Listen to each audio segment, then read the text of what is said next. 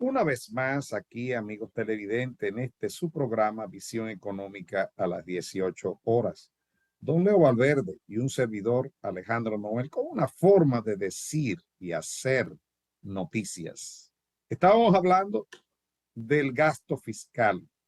Señores, el gasto fiscal no es más que las exenciones que se le dan a 5 sectores diferentes de la nación: el sector turístico, la subvención del impuesto de transferencia, o sea, del ITEVIS, a las partidas más vulnerables del país, la zona franca. ¿Cuál es el otro, don Leo? Energía eléctrica. Energía eléctrica y el Y otro. combustible. Y combustible, exactamente. Esas 5 partes generan los impuestos que debían pagar. Lo que nosotros dejamos de cobrar se convierte en un gasto fiscal del Estado dominicano, del gobierno dominicano, del gobierno que administra. Entonces, eso es el gasto fiscal gubernamental en el presupuesto de la nación.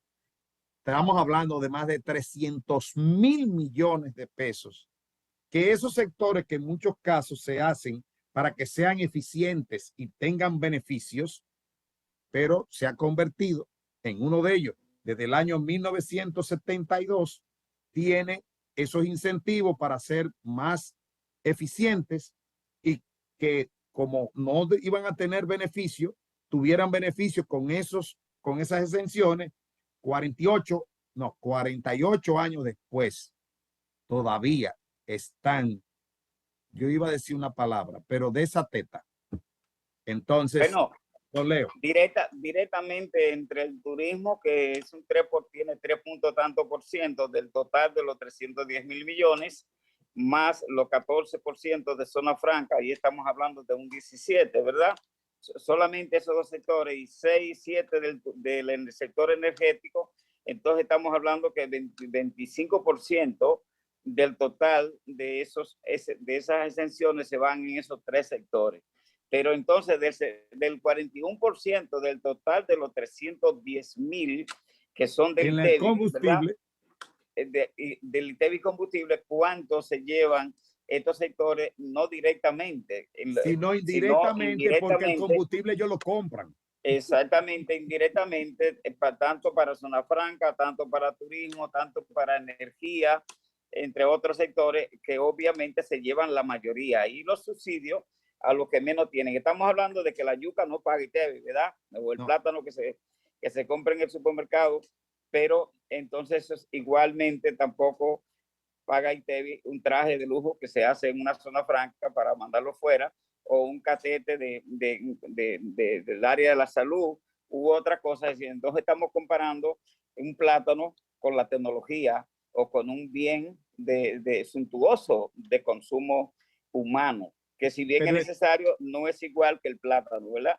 Yo no quiero satanizar el problema. Lo que pasa es que nosotros no habíamos hecho expectativa en función del tiempo que tenemos planteando, tiempo que tenemos hablando de eso, de que en vez de hacer una reforma fiscal tributaria, que primero transparenticemos y eficienticemos el sistema tributario que tenemos antes de llegar a la reforma, porque entonces llegaríamos de golpe, ¿verdad? Y eso pudiera haberse legislado para ir desmontando, porque se le desmontó a los choferes aquella vez y volvió, se le dio otra vez a los choferes, porque ahora se le transfirió del Ministerio de Industria y Comercio al Intran. Entonces, ahí hay otros rollos también que tiene el sector público con relación a los combustibles que se le manda al sector choferil. Es decir, yo aspiraba que a esta altura de juego, en la discusión del presupuesto del 2023, que no tuviéramos un nivel tan alto. Es decir, estamos hablando de que 4% de la educación, y estamos diciendo que eso es mucho dinero para educación, pero 4.8% del PIB se va en el gasto fiscal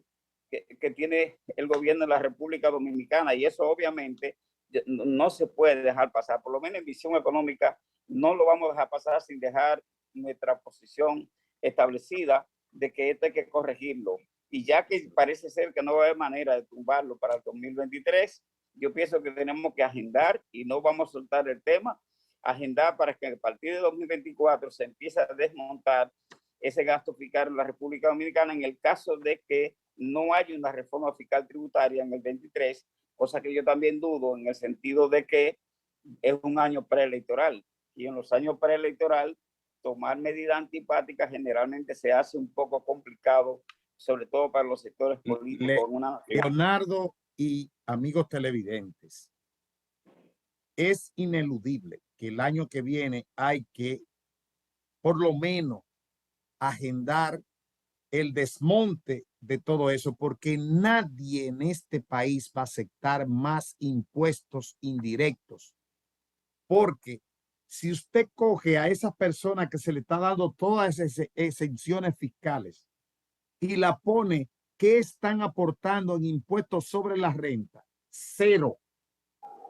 Pero sin embargo, nosotros en nuestros salarios tenemos de hace 9 años la inflación de un 38% acumulada que no nos indexan eso. Pero ellos tienen desde 1972 sin pagar un centavo de impuestos internos. Así no es que hablamos.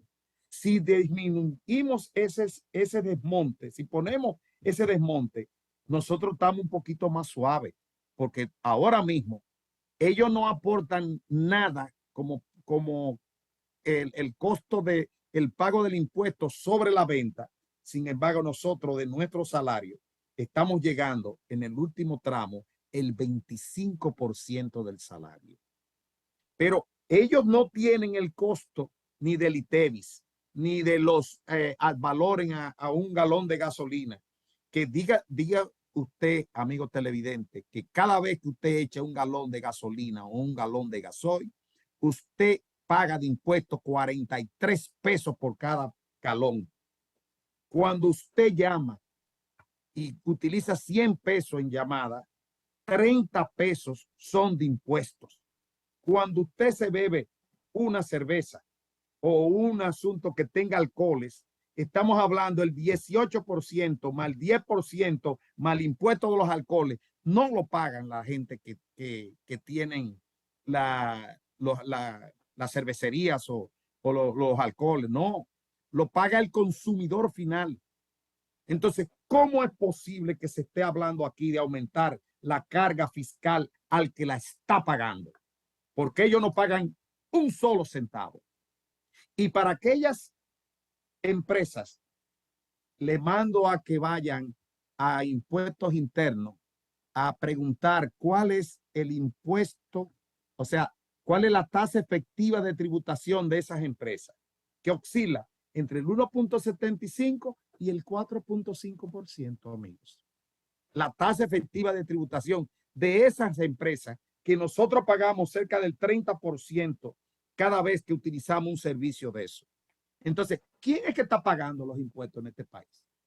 Yo quisiera que me lo pregunte, que alguien me dijera a mí que esas empresas que tienen una tasa efectiva de tributación del 1.5% al 4.5%, cuando yo tengo una tasa efectiva de tributación en mi salario, en el último cosa del 25% de lo que me ingresa, entonces no es justo que estemos hablando este idioma, porque o una gente está ciega o no sabe calcular. Yo no creo que una gente no sepa calcular en estos tiempos, porque aunque sea a la computadora usted le da y le dice qué es lo que es una tasa efectiva de tributación, son las ventas totales entre el impuesto que usted pagó netamente entre las ventas totales.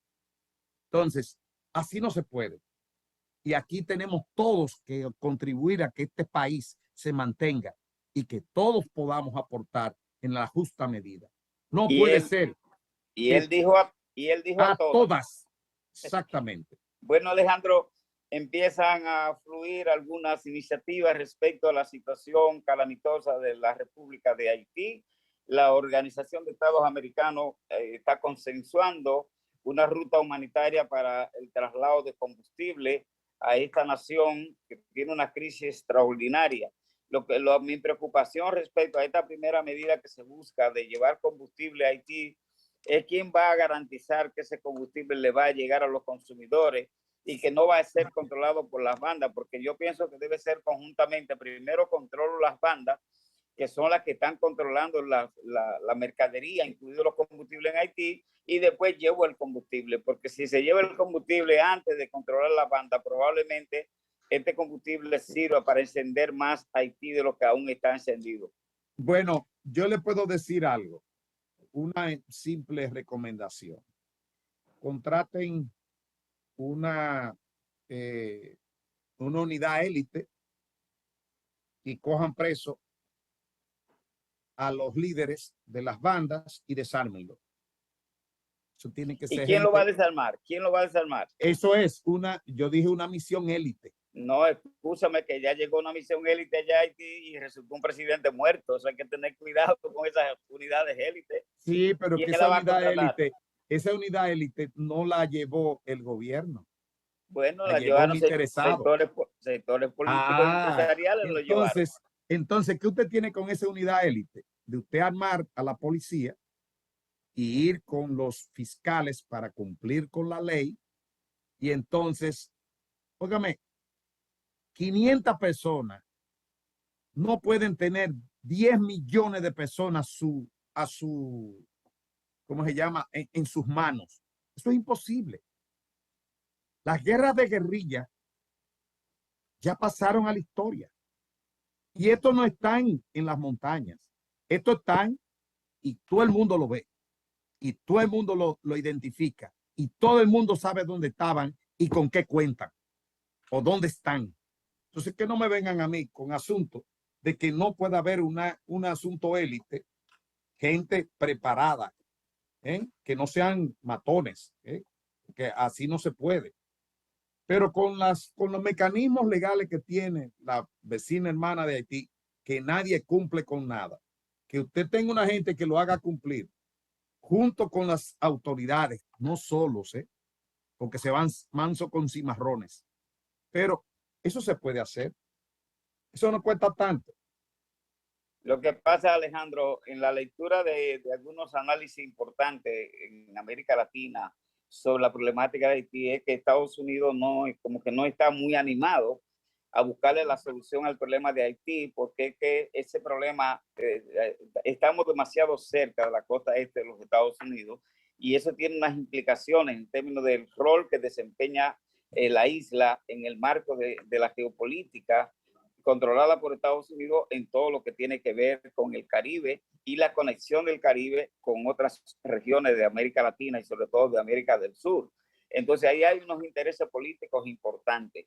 Y yo no tengo duda de que con la tecnología de los israelitas, y yo no soy muy Exacto. amigo de Israel, no soy muy amigo, lo digo públicamente porque históricamente he tenido mi contradicción, mi matiz con el estilo de Israel, pero de todas maneras con la tecnología que han logrado desarrollar y una buena voluntad por parte de Canadá, Estados Unidos y Francia, yo no tengo duda que si articulan a Israel a una estrategia de esta naturaleza con un buen sistema de inteligencia y contrainteligencia, ubican la cabeza de estas 5 bandas.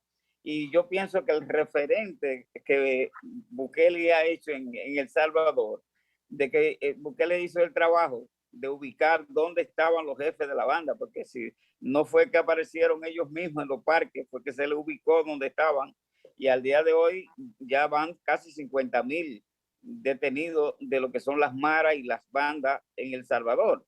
Y eso ha ayudado a que la pacificación de los barrios en ese pequeño pulgarcito de América. Vamos a retomar el tema por la importancia que tiene después de estos mensajes comerciales. Ya volvemos.